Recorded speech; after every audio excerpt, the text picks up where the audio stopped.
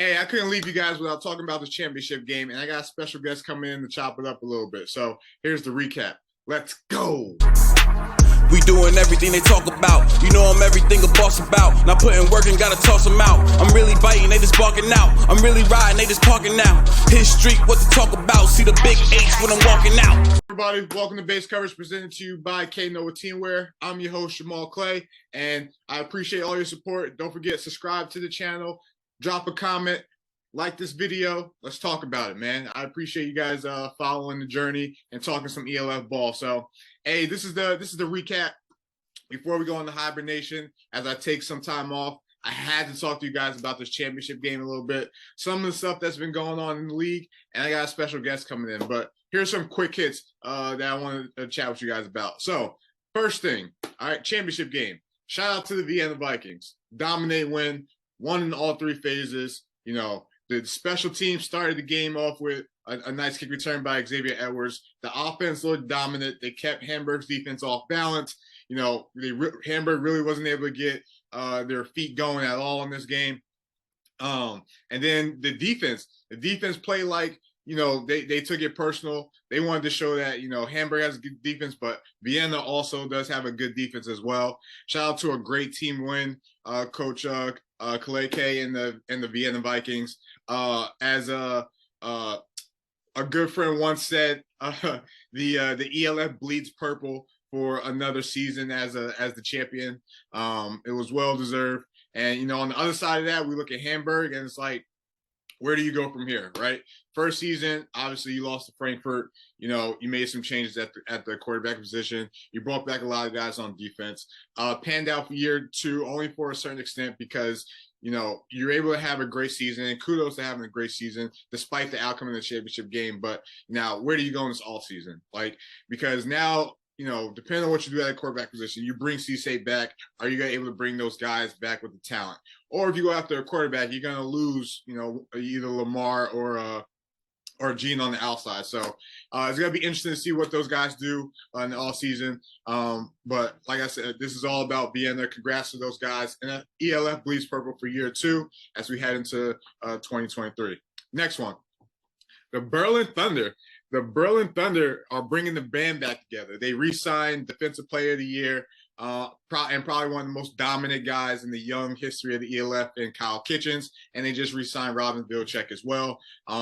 It's going to be interesting to see, you know, what they do with Jock, what they do with Joe, and some of those other guys. But if I'm being honest, I know it's early. I don't care. I think Berlin is a favorite in that conference heading into 2023, especially we don't know what Hamburg's doing offensively. Leipzig going through a remodel stage in terms of the guys, you know, they're possibly bringing back. Roslaw's going through the remodel stage, and we don't know with the new conference alignment how that's going to line up. But what we do know is, as currently constituted right now, Berlin seems like, you know, if they keep going this route, they're going to have the chemistry, they're going to have the structure. Depending on what they do offensively, they could be a favorite to win that conference. So Berlin making some noise and, you know, bringing the band back together and re-signing those guys. Next one. Coaches, we got some coaching, I wouldn't say movements, but Coach Kusling for the Frankfurt Galaxy, he resigns for a third season. Seems like he's been, you know, the guy in that program and the most consistent figure in terms of, you know, the organization. Leipzig Kings, yes, they get rid of Frank Armstrong, but they hire Booker as their head coach. I believe he was the OC last year to keep the camaraderie. So we're gonna see in terms of, you know, can that organization get stable in terms of finding a place, you know, to play and bring guys back. You know, we'll see. Jamie Hill signs with the Anthroners, and I'm not going to sit here and pretend like I know how to say their first name because I don't. But Jamie Hill signs with the Anthroners, one of the new teams in the ELF, so we'll see, you know, his impact and how that team's going to form as we hit ELF free agency 2023. One of the big signings is not even the head coach. Well, he was the head coach, but Andrew Weidinger signs as an offensive coordinator to the Rhine Fire. And as soon as I saw this, I said, there's a quarterback in Germany that is very happy that he is signing with the Rhine Fire. Most passionate fan base, most it's a well-run organization. He joins Tom Sula, all with NFL head coaching experience. That's another team where you bring your receivers back. And, depending on what they do offensively, defensively, and stuff like that, that's another team that's going to keep an eye on that could have a better 2023 than they did 2022, even though they almost made the playoffs. And J.J. Clark almost led them that way too. So we'll be curious to see what happens there. And then, the MVP of the league, Mr. Sean Shelton, he not only retires from the Raiders, one of the most successful quarterbacks in all of Europe, the GOAT, the Brady, whoever we want to call him. Yes, that's Sean Shelton. So he not only retires from the Raiders, he becomes the athletic director of the Munich Ravens. So shout out to Mr. Sean Shelton. If we're putting pieces together, we're connecting dots. Look for Coach Callahan possibly be a head coach and coordinator for the Munich Ravens. I don't know. I'm just connecting the dots. So we'll see what happens there. But shout out to Munich. They're off to a good start. No one better than Sean Shelton to come in and help run that organization. Someone who has played in this in Europe for a number of years, also has connections, also could recruit. So the Munich Ravens might be up to something. We'll have to take a look.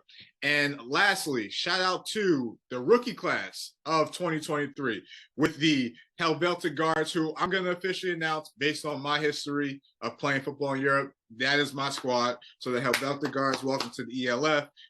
The Milano Seamen, the Paris football team, the Anthroners, the Munich Ravens, and lastly, the Prague Lions. Prague Lions came in strong with a great logo. And guess what? Speaking of the Prague Lions, we're going to have head coach Zach Harrod on the show today to chop it up a little bit and talk about, making the jump into the ELF. So we'll see how things go that way. So before we get into all of that, quick word from our partners over at Knoah Teamwear.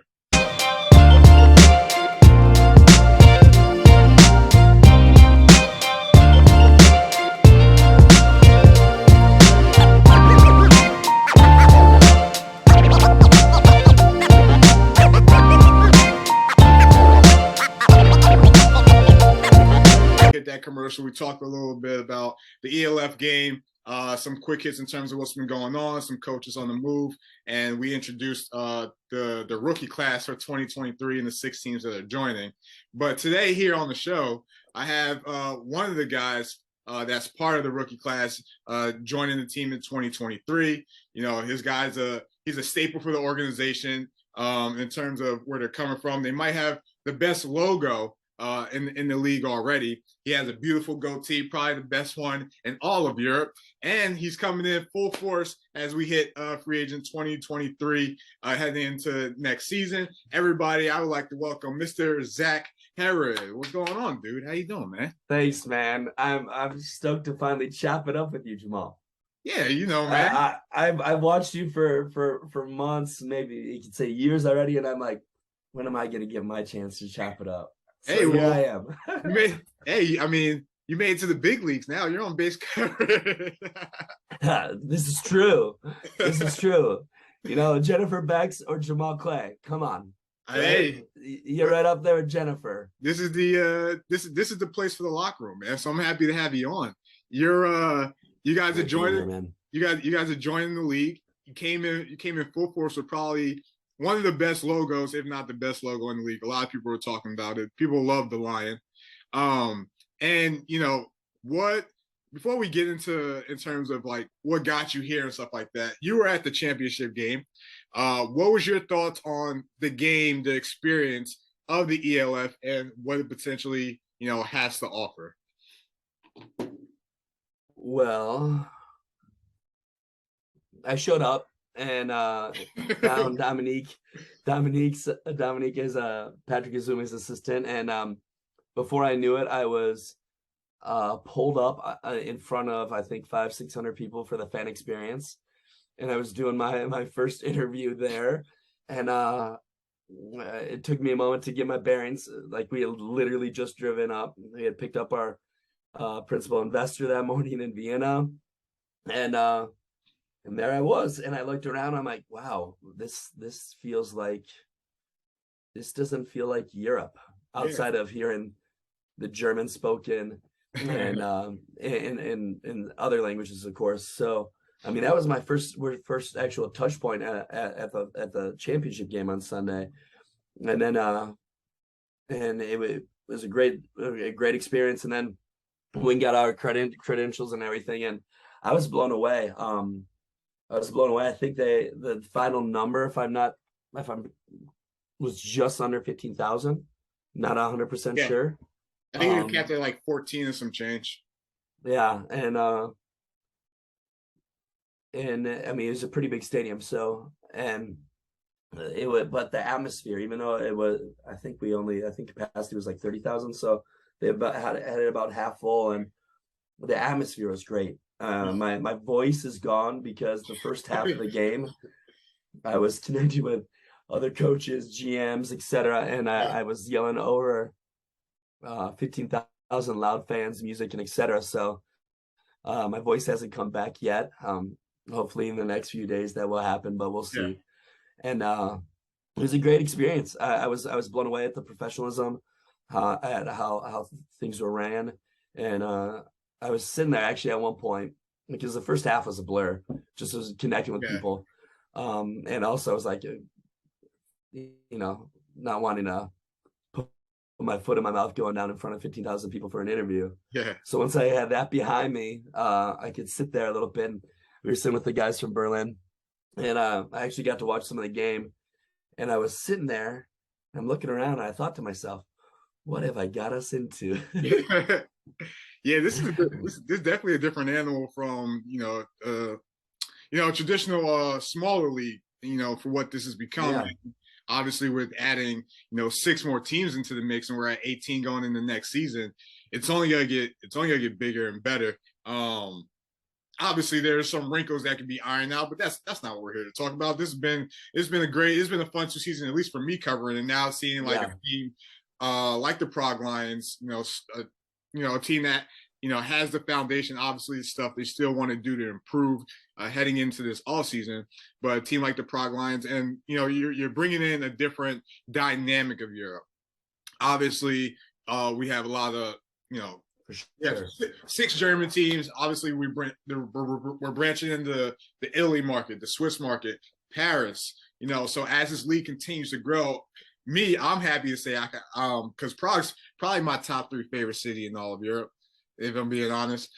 Having the Prague market in this league is definitely going to be exciting to take a look at heading into next season, man.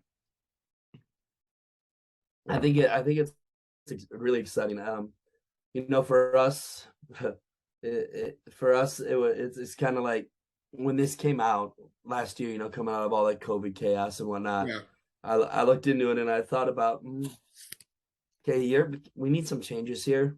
To be fair, some things needed just to change to shake things up. And I looked into it and I was like, ooh, I don't know, we'll see. And then I started talking to friends that were in the league, Mikel Latosz up in Poland and some other folks. And I just started realizing, okay, maybe this isn't too far off, and started floating the idea to some of the people that I've connected with over the years, working with the Lions on the corporate side. And it was always really hard here because at the end of the day, most corporate sponsors and whatnot, they look at obviously TV numbers, all that stuff. But they look at the health, like from the top to the bottom of the league. And it was always a challenge for us here, whether we were first, second, or whatnot. And I took this in front of people, and they're like, Zach, if you do this, corporates are going to be interested right away. Yeah. And then we started searching for investors, and of course we got some just hard no's, and then we got a lot of, this is intriguing. I don't have a box for this. Let's talk more. And then when it was all said and done, our principal investor and his group were like, to us, this is a no-brainer. You guys do things different off the field. We do a lot of stuff in the community, a lot of charity work. So was a big draw for them too, so that we could continue to do good off the field. But he's like, you guys have been successful on the field, and you've been so close in so many different avenues. So what would it look like if the cavalry came in? And I'm like, well, this.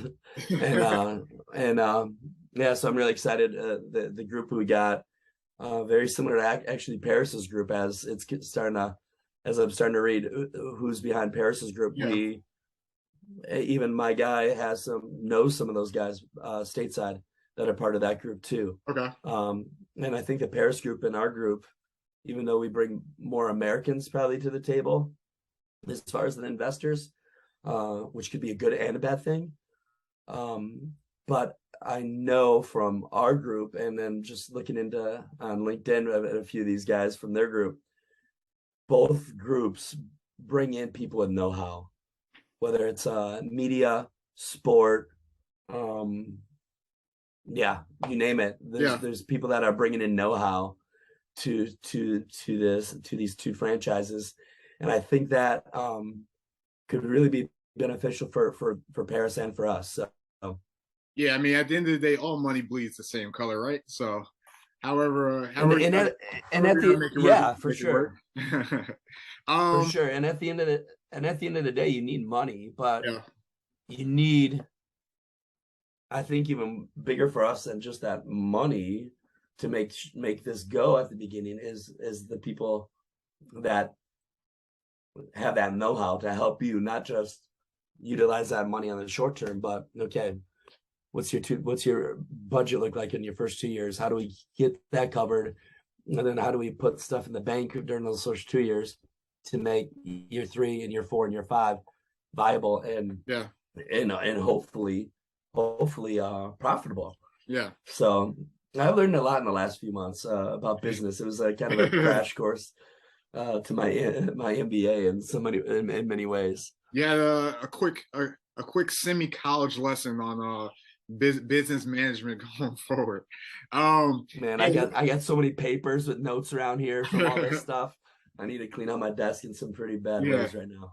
Hey, let's talk about the organization of the Prague Lions. So from an organization point of view, when you look at the league, and especially in their first 2 seasons, right, what are some of the takeaways that you see, that you learn, that maybe, you know, you can implement for, you know, the Lions organizations? Like, hey, maybe that's a good idea. Or like, hey, this team, you know, maybe they didn't do a good job in here. Maybe we could learn from their mistake there. What are some things that you could take away from year 1, where it was just a startup and, you know, everyone was a new team, to year 2, where you have a couple teams that had a foundation, but also you have teams that were just starting from the bottom? So what are some things you could take away watching from the outside that you could implement into the Lions organization? Well, I've been thinking about this, because obviously we could spend hours just on this one question of watching things. But like, obviously we're in a different situation than Innsbruck or than a Vienna. Honestly, they're 5-10 years ahead of us in the curve. I think a lot of teams, just because. Oh yeah, for sure, for sure. But one of the things obviously we have that some of these teams, I mean, don't have going in, right? Like if you think about Zurich, if you think about Paris, we have a club, we have people in place, we have know-how here in the city. We know what has worked and what hasn't worked. So I think that kind of sets us up. Of course, we're all playing catch up with Innsbruck and Vienna, or Milano, or the Panthers in reality, because those situations are very, very similar in many ways. Like I said, they're 5-10 years in front of us, because in each of those situations they had something click for them. And in my last 18 years here in Czech, I almost had that about 5 or 6 times, and it didn't hit until right now. So we got a lot of different things going on in the background, but to just think about, obviously there's the business side of things, the media side of things. So like if you step back and you look at Hamburg last year, we'll start with the media. This morning I was bouncing some things around with different people, like about socials and whatnot. I think one of the reasons why they're so successful now, and even on the business side, is because they just killed it in year 1 with socials. So like this morning we were talking with people, we got some plans going in place, and right now I got my recruiting boards, I got that stuff going on, I got business stuff going on. This afternoon I got a business meeting. Right now I'm just trying to get people in the right direction, make sure we got things worked out, and then I let them run. But so this morning, as far as the media stuff, I sent some messages, and we got a Slack group that we're working on and developing things. And I said, this is what we need to do as far as we need to look at them, what they did in year one, the content, their rhythm, because then it just helped on the business side of things. Mhm. As you look at to this year, the Rhine Fire, obviously we're in a different situation than they had that fan base and whatnot, but Yeah. it was a lesson for us as we're talking about things like, what do we need to do to get butts in the seats in year one to create that atmosphere? Obviously, we're not gonna start in a stadium of 20,000. We Yeah. think it's better to start in a smaller stadium and have a great atmosphere.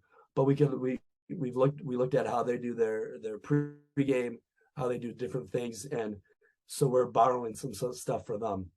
And then I look at a team like Barcelona and the change they made from last year to this year. And I'm thankful that I got a good core group of coaches, and obviously we have to work out roles and everything, but Yeah. like I got a good core group, and I'm no slouch myself. And you can see when you bring in a guy who is a good guy, who's a character guy, who's a leader, and also knows X's and O's, what could happen. And you saw that with Barcelona this year, and so that definitely gave me some inspiration and some direction. And just looking at how they utilized EUs, how they utilized homegrowns, Mm-hmm. the positions, the Americans that they brought in, that their roster has been one of those rosters we were looking at, just specific, because obviously I think a country like Spain is more, obviously it's bigger than Czech, but I think as far as trying to work through the football things, and the personnel things, it's better for us to look at a country like that than obviously Germany or Austria. It's relatable. It's more relatable. So those are like 3 quick takeaways that I could share fast, so we don't spend an hour just on that, because nobody's gonna hang around to listen to us. No, but it's interesting for hours. It's interesting though, because like I agree with you. Like Hamburg social media is A1. Like from the day they started to now. But seeing like the new teams like the Rhine Fire, how they started, or seeing like the transitions that Barcelona made from year 1 to year 2. Those are 3 great examples in terms of what you could take from the implement and create your own. But now let's go to the player side of things now. So this is a 2-part question. The first one is, introduce the audience to the talent of what's in Prague, what's in Czech. 'Cause I think that's a little bit of an unknown. Obviously, watching from afar, we know that you and maybe your angry stepbrothers in Hungary have played each other in the CEFL championship, so you got some familiarity there. But no one really knows about the talent that's over in Czech and Prague. So talk a little bit about the talent. And the second part of the question is, what makes you guys ready to make this move into the ELF? Yeah. Well, let me start with the second part real quick. Ooh. Outside of the Viennas or the Innsbrucks, outside of the Viennas and the Innsbrucks of the world, or the Milanos maybe. Yeah. Nobody's ready 100% to jump into this, Like it's a big deal. It's a big undertaking. So nobody's going to be 100% ready, especially teams that are starting out from zero, right? So I'm thankful that we don't have to do that. But it's like I had the same question, like, do you have all the answers? I'm like, no, I don't have all the answers. It's the most straight answer. But at the end of the day, I know we have the talent here in country, and that has left the country. Well, so I'll circle back to that. And I know my dad was a football coach for 40 years. He wasn't a ladder climber. He stuck at my high school because he wanted my mom to succeed in her career. So he didn't climb the ladder. But like, I watched it. I got a great Division I defensive coordinator with me, who's been at places that are obviously bigger than the ELF stage, back in the States, and it's just been. I know we can do it. Of course, there's going to be some growing pains, but one of the other cool things with this, I'd say, to answer that second part of the question, is Sunday at the championship game, whether it was a coach, whether it was a GM or an owner talking to us, I heard, "Hey, Zach," or talking to my other guys that were there with me, "if you guys have any questions, let us know. Yeah. So you don't repeat the same mistakes that we repeated, because your success is our success and our success is your success." And that was across the board with every franchise we talked to there. And I was just like, okay, this is something different. Yeah. So why are we ready? Because we got a good core, we got a good know-how, and we got those guys that are entering from our investment group that have the know-how. As far as the talent here in the Czech Republic, obviously we've had teams, a team compete in the AFL and have some success there here in country, and we've had a lot of different guys that have had success in other teams outside of the Prague teams go abroad. And I mean, you have guys up in the GFL, you've had guys up in the Finnish league, you've had guys playing in the ELF last year with the Dragons. So like, we have that talent, obviously, that's been abroad. So our goal is obviously to keep the core of our talent that we've developed, because we developed a lot of talent. Unfortunately, all that talent we've developed over the years with the Lions we've been kind of a stop along the way and not a destination. And now we're flipping that, and now we're a destination and we're not a stop.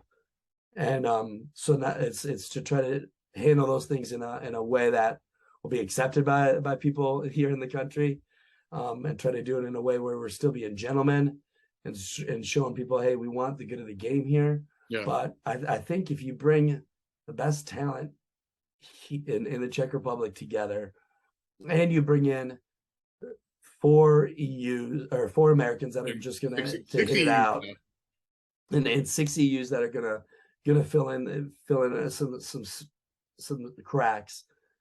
I think we could, like I said in that interview on Sunday, I really think if you bring in the right people with the talent we have here in Czech, we can make noise in year one. I didn't know that would become a hashtag for us, but it has. So that's usually what great marketing does. They take the best snippets and they turn it into a hashtag or something marketable. So exactly. I mean, we're definitely gonna be listening to see if the Lions are gonna make some noise and roar in 2023. But it's gonna be fun to watch you guys. But last question before we wrap it up, right? I'm gonna take a break because I've been doing the season for about 16, 17 weeks. So, but I'm gonna take that break, and then when I come back, we're hitting off ELF free agency 2023 hashtag ELFFA23 as I like to call it. But before we get to that point, it's just a simple question, right? Why Prague? Why come play for the Lions? Why come make some noise? Why play for the goated beard in the ELF? Why Prague? Well, hey, just wait till you see my O-line coach. His beard makes mine look like nothing. But I am one of the biggest believers in this country, in this city. Franz Kafka, a notable Czech writer, thinker, said Prague is like a little mother. Once she gets her claws or hooks into you, she doesn't let you go. Hello, that's me. I mean, Prague back in the day was the capital of the Holy Roman Empire. And at that point in history, under Charles IV, the name of Matka Miest, the nickname, which is Mother of Cities, was given to Prague. It's the gem of Europe. You're not gonna just Google Prague. Yeah. Google Prague. Look at the pictures. Instantly, we're in a top 3 most beautiful of the ELF cities. So guys are gonna live in a city that is absolutely gorgeous. I mean, yeah, I just drive through the center sometimes just to remind myself where I am on those days. And then there's just like super practical things. Like people ask me, is Prague safe? Like Prague is super safe. Violent crime doesn't happen. Obviously, pickpocketing is like the biggest deal here and stuff like that. But like, I mean, violent crime is not a big deal here. A free agent's money here or a EU or Americans' money here is going to go way further than it is going to go up in Germany or Zurich, because the dollar just goes further here. I'm just saying. So, you know, somebody might offer you a little bit more money, but at the end of the day, even though it's more money, it's really less money, because this is just one of the things here. I mean, when we were talking with the league, we just were sharing, hey, things are different between Germany and Czech. So we could do a lot more with less here. Yeah. And then I, being a family man and whatnot, I'm not big on the nightlife here, but obviously Prague is known for its nightlife, for better or for worse. We're not a boring city no matter what. And and one of the things obviously that people talk about a lot when it comes to Prague is that you could go into most restaurants and it's cheaper to buy a beer than it is to get a glass of water. Yes. You know? Very true. So and it's from experience. I mean, my defensive coordinator regularly says, he's like, Zach, I love this place because it's beautiful and the beer's cheap and it's good. Yeah. So I mean, that's just, you know, the reality of this city. And I stole this from Rutgers years ago. Family, forget about me, I love you. And we've always chop. And we've always, that's always been kind of at the ethos of what we do. And obviously now things are a little bit different because, you know, somebody asked me, yeah, but coach, you're gonna have to make cuts and you're gonna have to make hard decisions, and families don't cut people. And I'm like, it's true, families don't. And but at the end of the day, you can still treat people with respect. You can still treat them with dignity, and even in those business decisions. And that's one of the things I think that we offer. It's gonna be a different environment. It's gonna be It's obviously going to be about football and putting a winning product on the field. But like I said, one of the things that kind of caught my principal investor's eye was for these guys, it's just not about football. It's saying, hey, how could they speak the language of football or I don't like saying use, but how could football be a vehicle to changing lives? Whether that be a kid with cancer, when we do our toy drive every Christmas, laying in the largest hospital in the city and country, or whether that be going and hanging out with kids at an orphanage. Yeah. So like, I think we got a really unique experience and an opportunity for guys. So I haven't been able to catch up with all the messages and emails I've got since last Friday, but reach out to us. Obviously, we gotta follow the rules, and I'm still learning what those rules are as we go. But yeah, hit us up. Let's talk. And if you're a player out there that wants to not just win football games, but do something off the field and use this as a vehicle to bigger stuff, to life change, you're our guy. Most definitely. Well, hey man, I appreciate you coming on. The first member of the ELF 23 rookie class. I had the opportunity to chat with Zach, coach for the Prague Lions with the dopest logo in the league. Hey, I appreciate you coming to chop it up finally. This won't be the last time we talk. Thank you all for tuning in this whole season as we officially wrap up season 2 of the ELF. I'm taking a break, holiday, vacation, whatever you want to call it in Europe.